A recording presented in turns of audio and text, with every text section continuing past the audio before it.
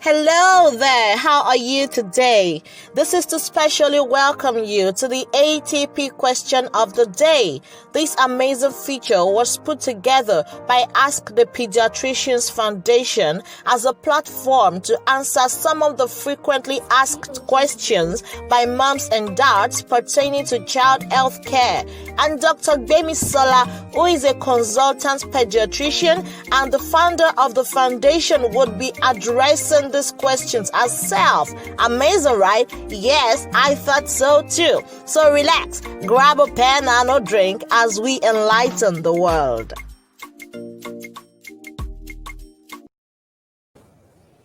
Hi everyone, welcome to another episode of ATP Question of the Day. I am Dr. Gbemisola Boyede. I'm a pediatrician and I've got another question that I'll be answering today. We're still on the BCG theme series, and so this question has come.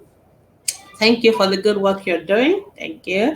Please, I want to know if a child of 5 years can still take BCG vaccine. He has not received before, and must there be a scar for the BCG vaccine?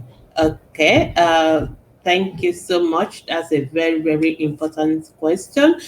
This question is one of those questions that we get asked a lot. In other words, if your child has mixed taking the BCG vaccine, can you still take it, or even any immunization for that matter?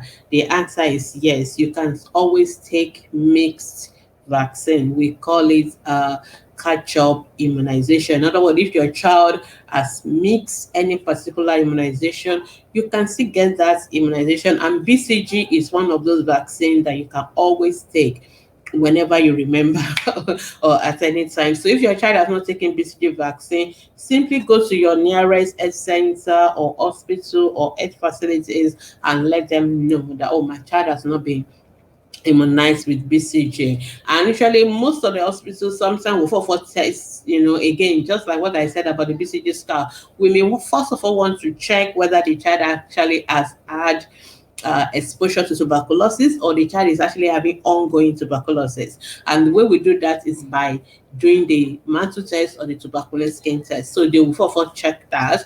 And if your child does not have any response and your child does not have any ongoing evidence of tuberculosis, yes, then your child can be immunized with BCG. In fact, in some countries, they don't give BCG at birth. They actually give BCG in the teenage years because they don't have high prevalence of tuberculosis, and most of their children are actually more at risk during the teenage years rather than for those of us in Nigeria where we have high prevalence of tuberculosis, and because of that, our children are exposed right from birth. And so because of that, we give our children the BCG immunization right from birth. So anytime you mix any vaccine, just know that you can always catch up. So just see your doctors, and then they will check to rule out tuberculosis. And if your child doesn't have tuberculosis, then yes, your child can be given the BCG vaccine. Remember that the purpose of the BCG vaccine is to protect your child against the severe form of tuberculosis.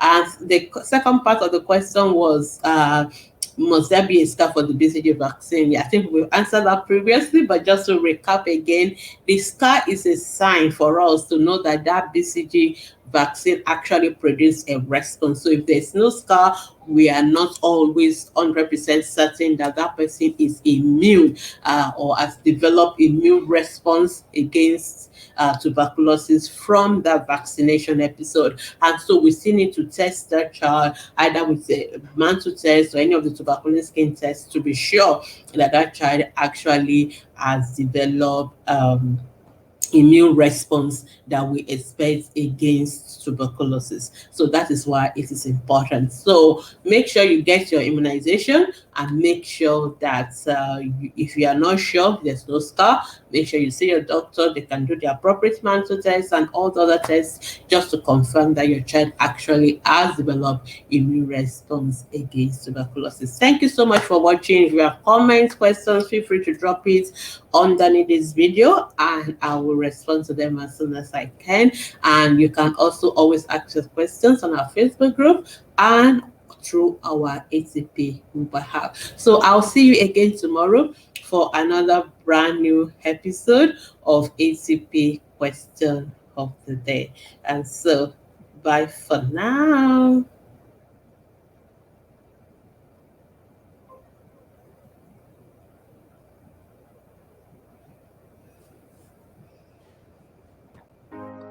How was it?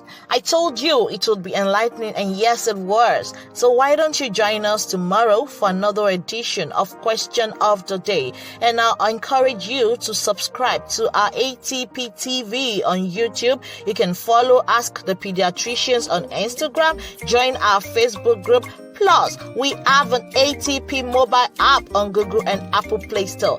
Download it. Till we meet again tomorrow, thank you for watching.